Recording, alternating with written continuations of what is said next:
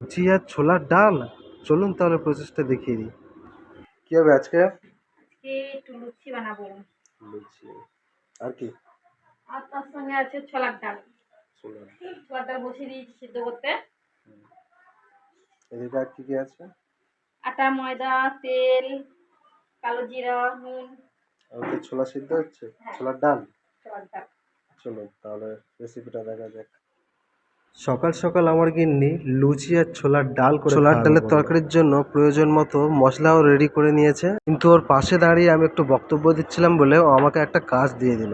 তার মধ্যে থেকে বলল কি না যে আমি লুচিগুলো বেলে দিই, তাহলে তুমি লুচিগুলো সেঁকে দাও, তাহলে আমাদের কাজটাও ঝটপট হয়ে যাবে আর পরিবেশনও করা যাবে তাড়াতাড়ি।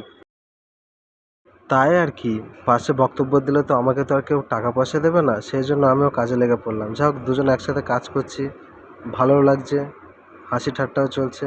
আর এদিকে হাসি ঠাট্টা করতে করতে দেখুন এক হাঁড়ি লুচি তাই আর কি ফুলকো লুচি সামনের গোড়ায় দেখে আমি আর লোভ সামলাতে পারলাম না, তাই বউকে বললাম আমাকে আগে খেতে দাও। গরম গরম ফুলকো লুচি আর মাখা মাখা ছোলার ডাল, উফ, সেই স্বাদ। যদি আপনি এই স্বাদ পেতে চান তাহলে অবশ্যই একবার ট্রাই করে দেখতে পারেন। তো আজকেকার ভিডিও এই পর্যন্ত, দেখা হচ্ছে পরের ভিডিওতে।